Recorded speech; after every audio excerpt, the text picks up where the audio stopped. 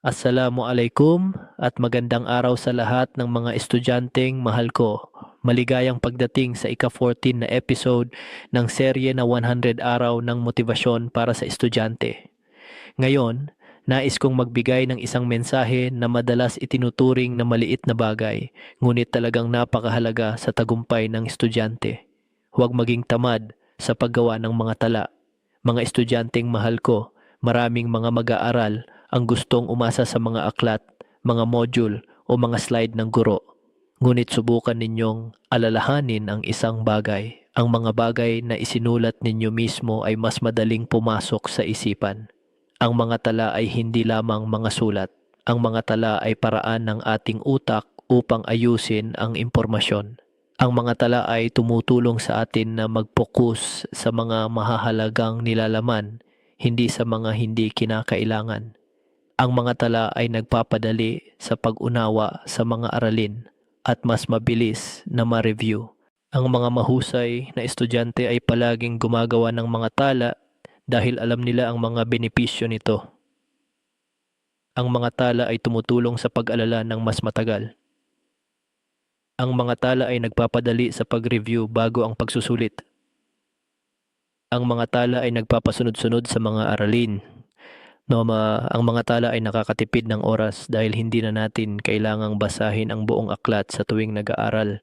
Gumawa ng tala sa anyo na gusto mo. Maikling punto mind map, talahanaya ng paghahambing visual na sketch, pinadaling pangungusap, anuman ang anyo, ang mahalaga ay nauunawaan mo at maaari mo itong magamit muli. Tandaan, ang mga tamad na estudyante sa paggawa ng tala ay kadalasang nalilito at naguguluhan sa panahon ng pagsusulit, ngunit ang mga masipag na estudyante sa paggawa ng tala ay mas kalmado dahil naipon na nila ang kaalaman ng mas maaga.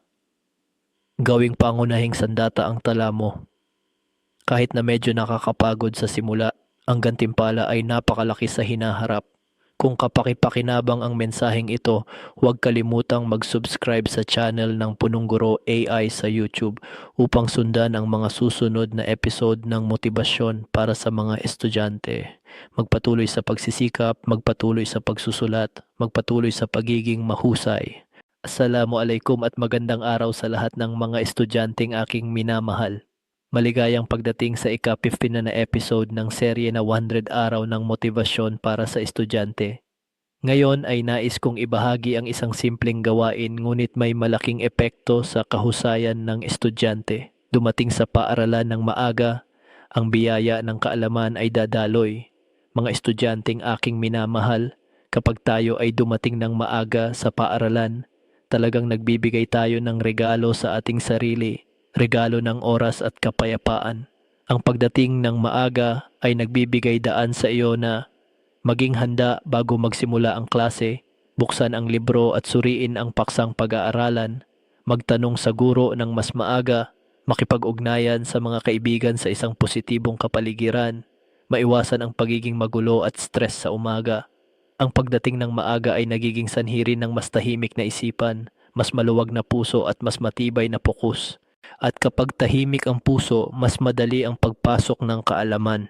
Sa kabaligtaran kapag dumating ng huli, magulo ang isip, hindi maayos na masundan ang unang klase, nababahala ang mood sa pag-aaral, bumababa ang sigla, me, at ang kaalaman ay mahirap manatili. Tandaan mga mag-aaral, ang tagumpay ay nagsisimula mula sa maliliit na pang-araw-araw na disiplina.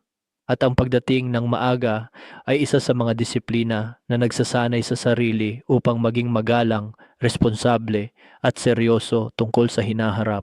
Kapag ang pagdating ng maaga ay naging ugali, makikita mong mas maayos ang buhay, mas madaling maunawaan ang mga aralin at mas harmonya ang relasyon sa guro at mga kaklase.